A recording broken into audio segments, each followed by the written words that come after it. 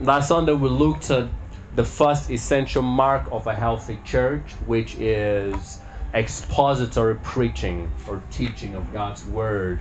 And so today we get to look at the second and the third essential mark of a healthy church, which is sound biblical theology and a clear understanding of the gospel. And then, of course, like Pastor James and Yonja mentioned, next Sunday and the Sundays following, we then begin looking at important marks.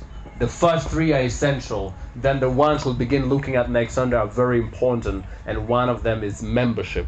Well, what that means. But we pick on from where we ended last Sunday, just looking at why it's very important that the Word of God is central to everything we do, whether it's in the preaching like I'm doing, it's through the worship like our brothers and sisters were doing, in our prayer time, that the focus and the center of it all is the Word of God and it's God Himself.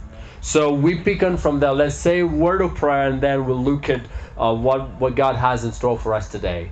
Father, we are thankful and honored that we have this fellowship and get to be in your presence with freedom and boldness. Speak to us, Lord, in Jesus' name. Amen. And so, want us to first read this. 1 John 3 from... Before we read verse 1, this is from verse 2, the end of verse 2. And it says, but we know... Well, of course, we're going to read verse 1 and 2 together to see the context. But we know that when He appears, we shall be like Him, for we shall see Him as He is. Now, if you read this in the context, which we're going to do in a bit, when you read this passage in context, you'll discover within the storyline, within the grand narrative of God's plan of salvation, and what is being said in this passage is that at the end of it all, when the end has come, when the Lord has taken us home, when we are face to face with Him, we will, as a church, as believers, purely reflect the loving character of God and the holiness of God without the distortion that we're experiencing because of sin. Because we've already said the church, a healthy church of God, is one that is increasingly, continuously reflecting the character of God as it's revealed.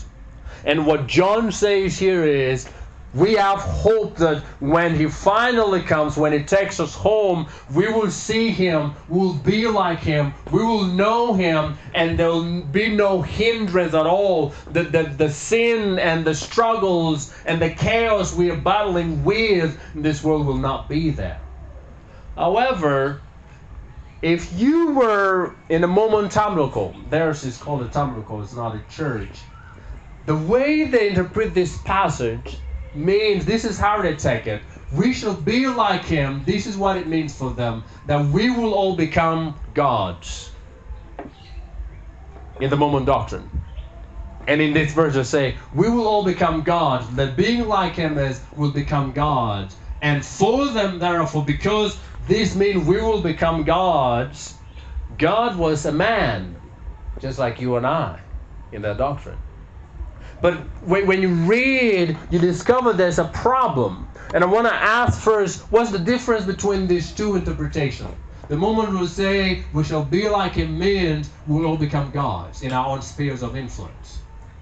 And then we'll say that this passage means that we will purely reflect God because we'll become like Jesus Christ in our character, in our conduct, and because we're with Him and face to face with Him, the presence of sin, the penalty of sin, and the power of sin is completely gone. Right now, the first interpretation is informed by what we'd call a clear and sound theology of the Bible, giving the Word of God and the counsel of God's Word in all of its context. But the second one comes out of a distortion. It does not consider the teaching of the whole Bible. Now I want us to read this entire passage so that we look at why I've always emphasized that context is a very important bit of everything if we're going to understand God's word and study God's word. So 1 John verse 1 and 2. This is what it says. If you have your Bible open, see what kind of love the Father has given to us, that we should be called children of God. And so we are. Notice what it says there. That the God is given, and the word that is used there in Greek, the given it's a gift. Literally saying, see what kind of love the Father has gifted to us. This is how it is in the Greek, that we should be called. And it finishes, it says, we are not just called children of God. It says, indeed we are children of God, not just called. I can call myself anything, but me calling myself whatever it is will not make me that if I am not that. I could easily say, I am the son of... Who's the richest person? I'm the son of my Messiah. Well, me saying that, of course, besides the fact that I could probably say that from a spiritual aspect, that they're my spiritual parent, I'm not biologically and physically, even if I claim that, I cannot be. Right? Of course, until and unless they are the one who say, you know what, we want to adopt you, we want you to become part of our family. Then when they say that, then I'm not just called the sons of the Herons, I am a Heron. Because it's from them. And so he says, see what kind of love God has gifted to us, that we should be called his children. And he says that we are not just called his children. He says, indeed we are his children. Because he's the one who said it. We are not claiming it. But it continues, the reason why the world does not know us, who is the us? The one who are children of God, is because the world did not know him. Verse 2, beloved, we are, brings the formation here, God's children now. And what we will be has not yet appeared. But when he appears, you notice, what we will be, saying is a person. Remember Romans 8:29? What's God's desire for all of us? To make us become like his Son, Jesus Christ. Who is Jesus Christ? He is holy, he is pure, he is blameless, he is righteous, he is a Son of God.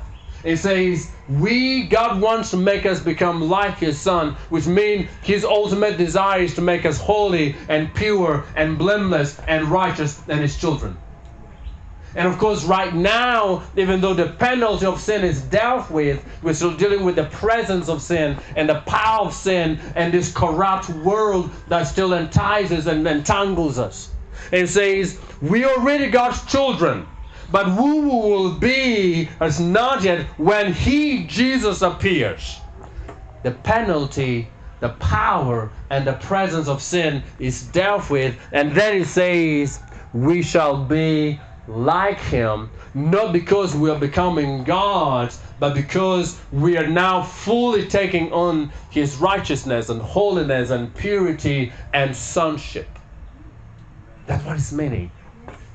You notice now that we've read everything in context, it is clear. And that is what we call sound biblical theology. So we've seen that expository preaching is essential for the growth of the church. Our church should not only be concerned, however, about how we are taught, but also about what we are going to be taught. And so yes, we might have a kind of expository teaching. We can have someone standing and expounding on whatever they want to talk about, but the what is very important. The content is very important. And if it is not God's word, if it is not grounded in God's word and giving the whole counsel of God's word, then the how does not matter if the what it's not right.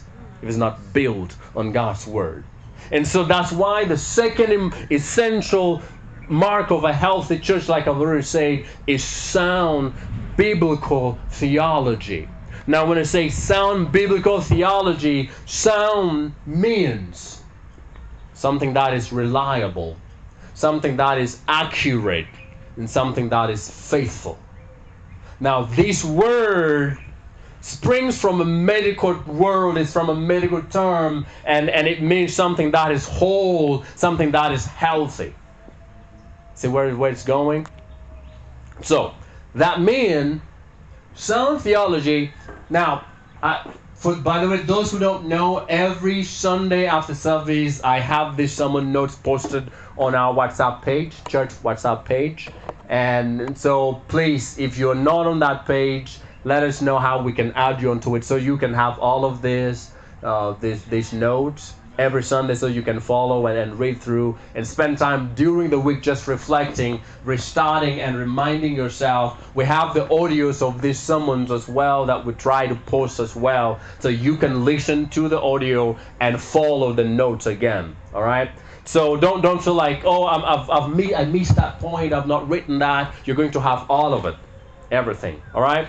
Now, so sound theology then is a theology that is faithful to the teaching of the entire Bible. Remember, say that the Bible is a collection of 66 letters that a father wrote and sent to his children to instruct them, to guide them, to grow them, but also to protect them, help them discover their identity, help them discover their purpose, and help them discover the reason why they're here. And so, to be able to understand what he said, you need to read the entire letter to be full. And so, it's faithful to the teaching of the entire Bible. It reliably and accurately interprets the part of the Bible in terms of the whole Bible.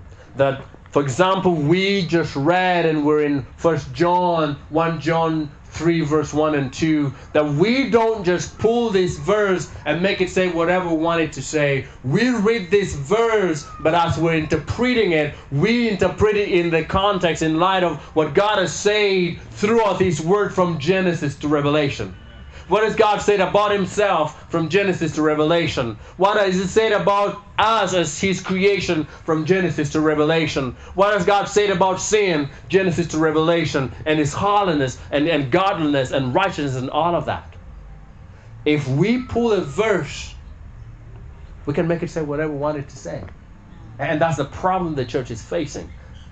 Church is full of men and women who just pull a verse, not even a full verse sometimes, just a portion of a verse, and then they'll spend 10 hours saying everything else but what God said in that verse. Do you know that in the Bible says there is no God? In the Bible says there is no God. If you just pull the section in Psalms 14, the first part, however, says, fools says in their heart, then the B part, there is no God. But see, if I just pull that portion and not bring the entire counsel in the context, I can argue and say the Bible says there is no God. But until we read everything, and then it begins by saying, fools says in their heart, there is no God. You notice that? So you can pull the verse, and if you just pull the verse and ignore the context and the whole counsel, that verse will say anything and mean anything you want it to do. And that's what a lot of preachers are doing. You hear a verse they're talking about, you read that verse, and then you hear what they're saying. One is way far in the north, and the other one is way far in the south or in the east. As far as the east is from the west. Not so far as it taken our sins from us, but that's how far the interpretation of the passage is from the passage. It's very different. So now we look at this counsel, and so Paul, for example, when he writes in 1 Timothy, Paul says to Timothy that sound doctrine is a doctrine that conforms to the gospel. What is the gospel? We already spoke about it, and we're going to look at it again. The gospel is good news. But why is it good news? It is good news because this holy and loving God made something possible, that in Christ he sent Jesus Christ, who became a propitiation. The Luganda word is omutango, for us, so that we might become his righteousness, so that we who were dead and sinful and deserving of his wrath would go free and forgiven and having the holiness. Like our brother Paul said in his prayer, that we who were sinners have been given the righteousness of God, because he who was not a sinner, he who was holy and blameless and innocent and righteous, became sin for us. That's the gospel. That we can now be reconciled to God if we believe. And so he says, so sound doctrine is what matches that. Paul says, I want to remind you of the gospel. 1 Corinthians 15 verse 1 following to verse 4. What's the gospel? That Jesus Christ died for our sin in accordance with the scripture. So anything that is contrary to what is found in the entire counsel of the scripture is not sound doctrine. It's not sound. However much we want to believe it. And then Paul writes again in his second letter. Wait, I'm moving too fast. In his second letter, this is what Paul said. Paul said to Timothy again, I exhort you, what you've heard from me, keep as a pattern of sound teaching. Keep it with faith and keep it with love in Christ Jesus. What you heard from me, keep it. And then he warns him. Why does it say that? He warns him. Why? Because a time is coming. Because a time is coming when people will not put up with sound doctrine. What is sound doctrine? Doctrine that is true, that is reliable, and accurately revealing the Word of God, because it's proclaimed in the context of the whole counsel of God's Word. The doctrine that is in line and matching with the gospel. What is the gospel? That Jesus Christ died for sinful man, and all who believes in him will be reconciled to God in accordance with the scripture. And it says time will come when people will not put up with that. Instead, what will they do? To suit up their own desires, they will gather around them a great number, notice that, a great number of teachers to say whatever they want to hear, whatever their itching ears wants to hear. And what people want to hear is not that they're sinners and that Christ died, and that if they don't believe in Jesus Christ, they'll be eternally separated from God. They don't want to hear that. You know what everyone want to hear? You will be rich, you will be healthy, you will be wealthy, there will be no death. It's okay even if you've not believed in Jesus. God is so merciful and gracious. There's no way that he will allow you to go to hell when he created you. He's a loving God. His grace is so far above and beyond. Doesn't matter what you do, just live whichever life you want to live. There's no way God will punish you. That's what people want to hear. But that's a lie. That's a lie. So it says, people will gather for themselves. You notice it says, they'll gather for themselves a great number of teachers who will say whatever they want to hear, whatever makes them comfortable. Don't talk to us about sin. That one, you're offending me. They don't want people who will say things that offend them. And he says something similar to Titus.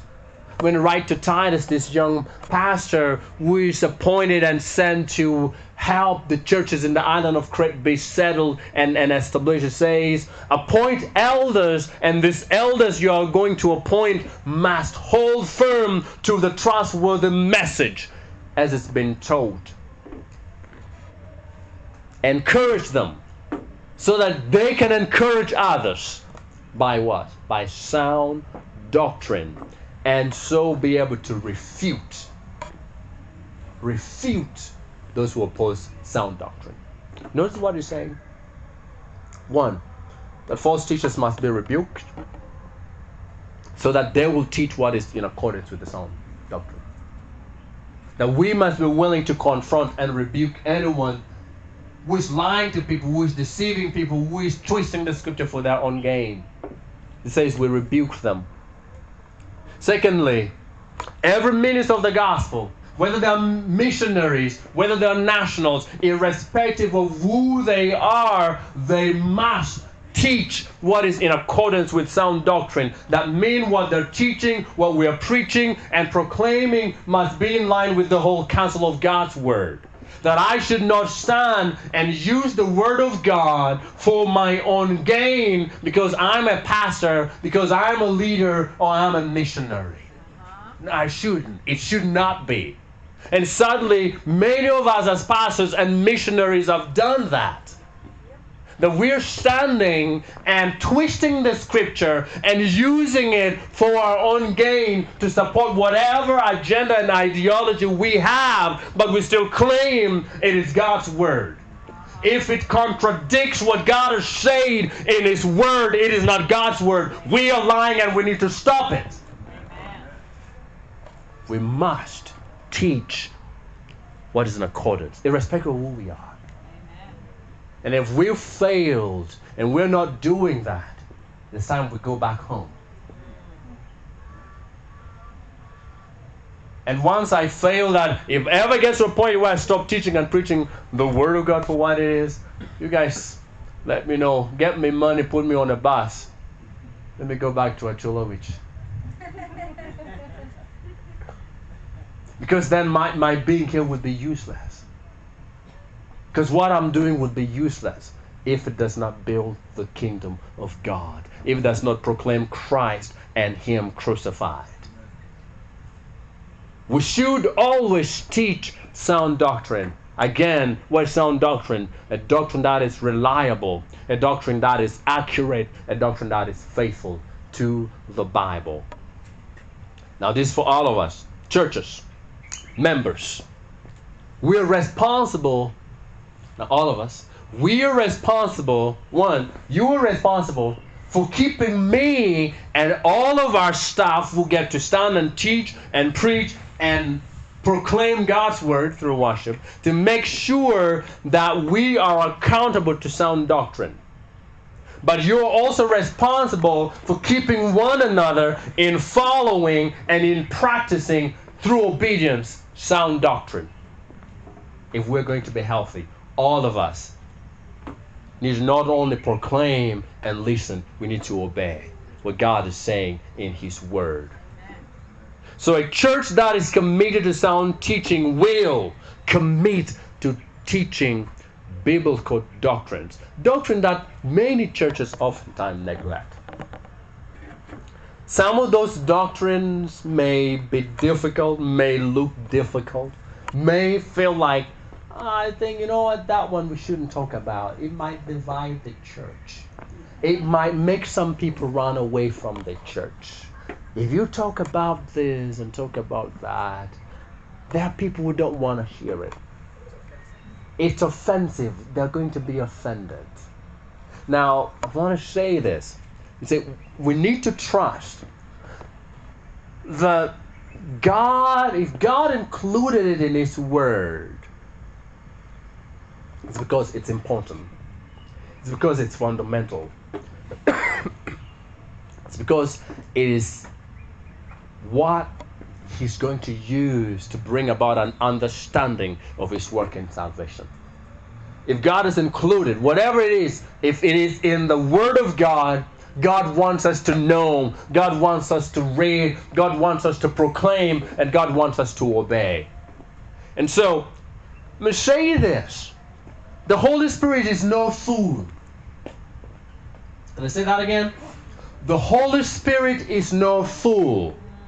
If He has revealed something in His book, in the Bible, for the whole world to read, churches, individuals, we should not begin thinking of ourselves as so wise that we begin thinking, oh no, I think this one, we can talk about this one. No, that portion, don't talk about it. That scripture, don't bring it out. The other verse, don't bring it out. The other book, we should leave it out. It's going to offend people. It's going to divide the church. It's going to make some people leave the church. We should kind of just make it silent. Let's be accommodative and let have everyone come. No, if God included it, if we believe that all scripture was inspired by the Word of God and is useful for teaching, for rebuking, for correcting and training in righteousness, then we must proclaim the whole counsel of God's Word without thinking of who's going to be offended or not offended. Let someone be offended by the Word of God. Love someone and tell them the truth. Than kind of embracing them and supporting them and patting them in the back while they're on their way to hell.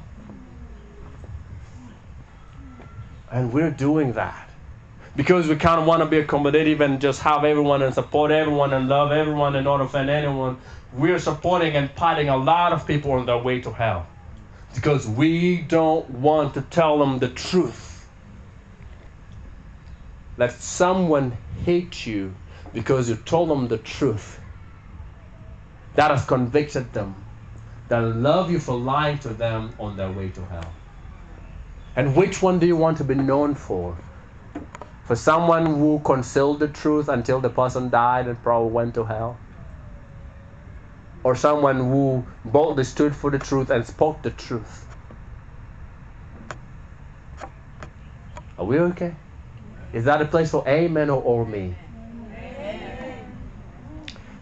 If we want churches that are guided by sound doctrine from the Bible, we must come to terms with the entire Bible. Remember again 2 Timothy 3:16, all scriptures is inspired. And Peter tells us in his second letter, says, no prophecy, no proclamation of God's word came out of man-made theories and invention. All of the men, all of the people who wrote what we have were carried along by the Spirit of God, who guided and inspired them to put down in writing everything we have because God had a message to give to us. And so we need to embrace the entire Bible. So some people will say, oh no, leave that portion alone. You know, you see that section, this is the 21st century. Let's just kind of chill that one. No, remember the song we created the other Sunday? God said what He said, when He said what He said, and He meant what He said, when He said what He said. Remember that? Please don't forget that. It's very important.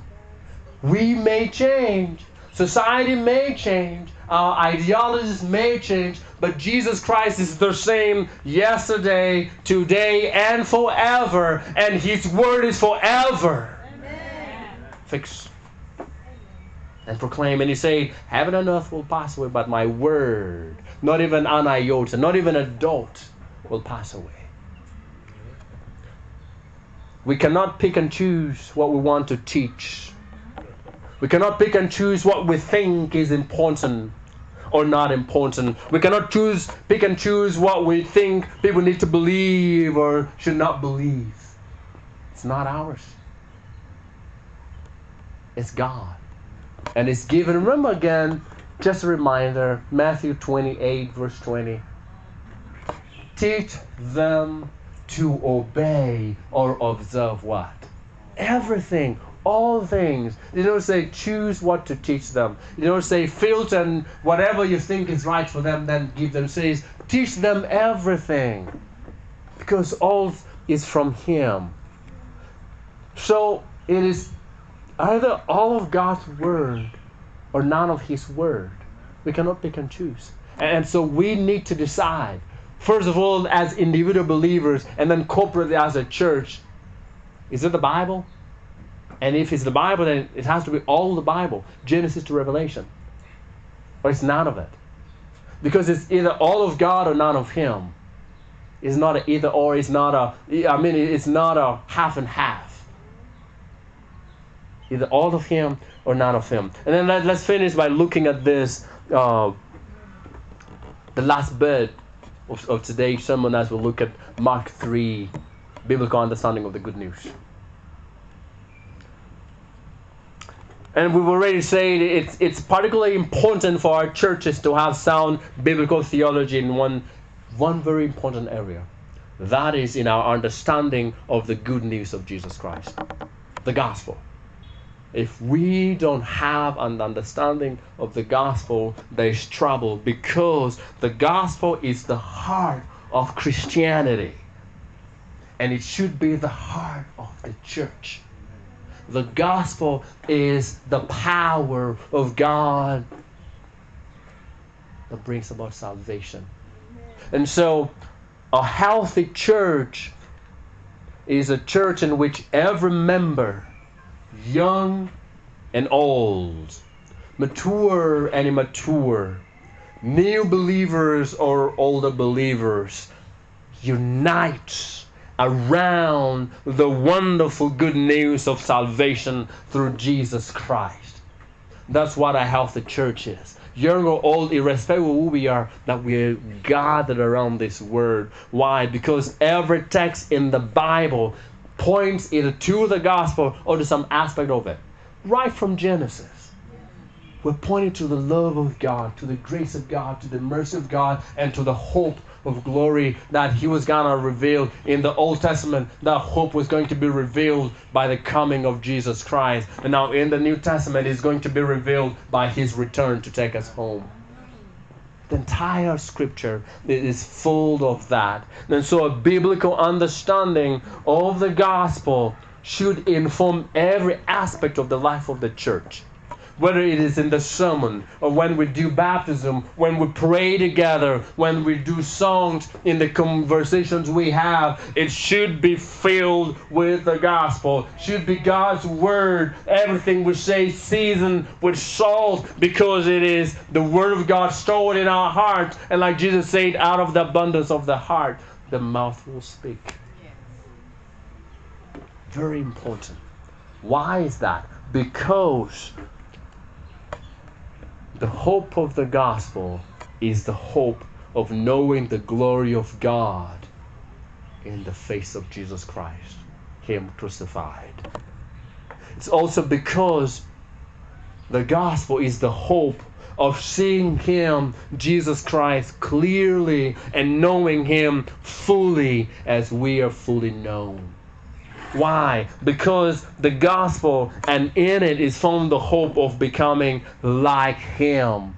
Why? Because the gospel is the power of God that brings salvation to everyone who believes. So the gospel is good news.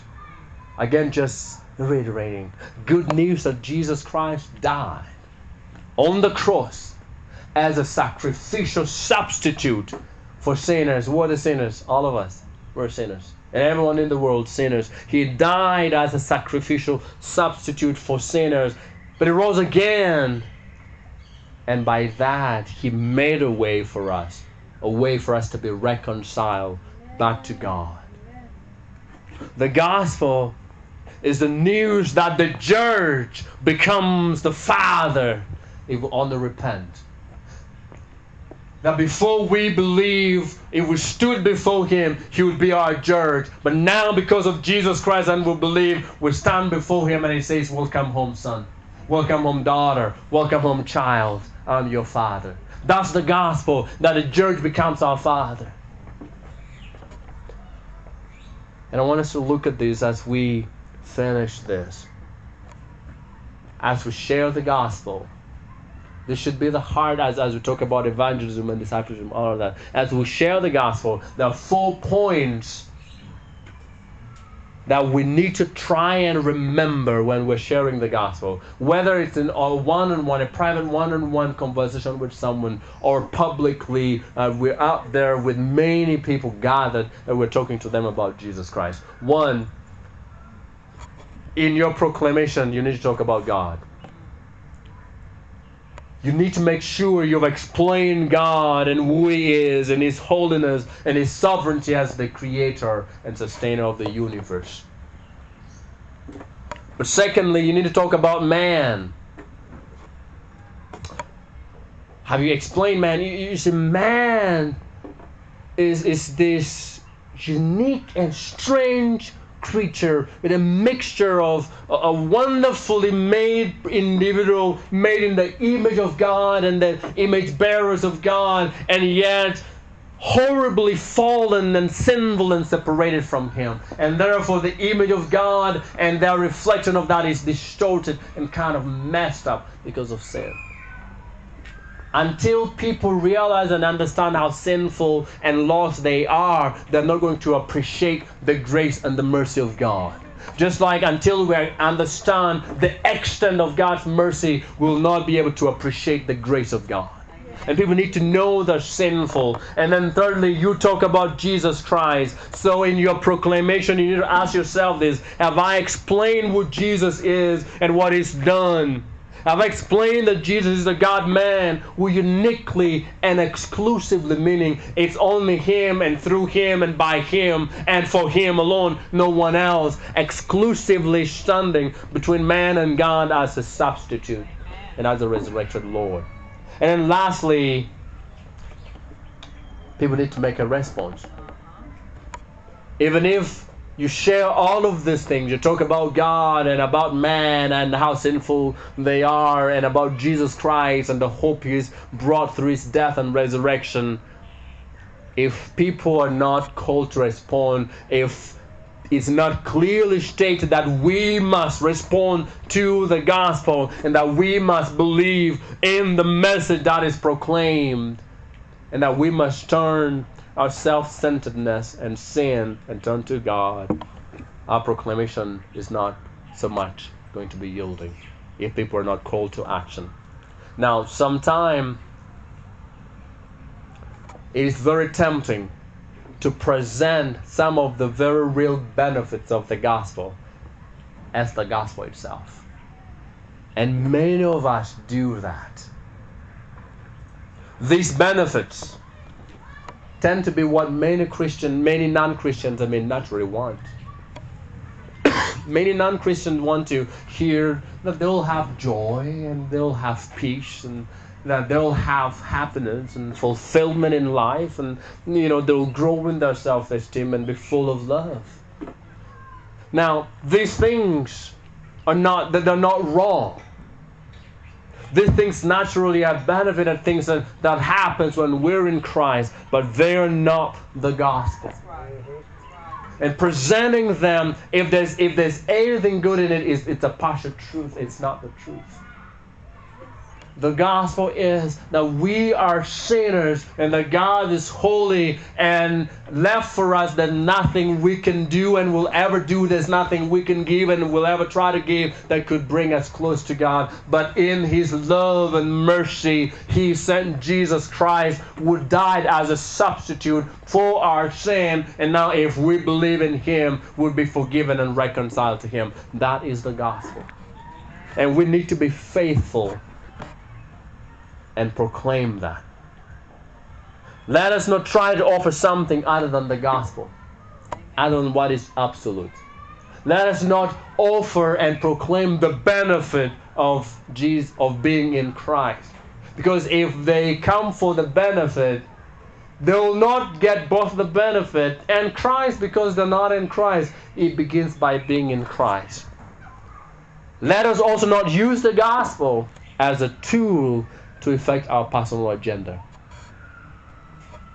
Lastly, a healthy church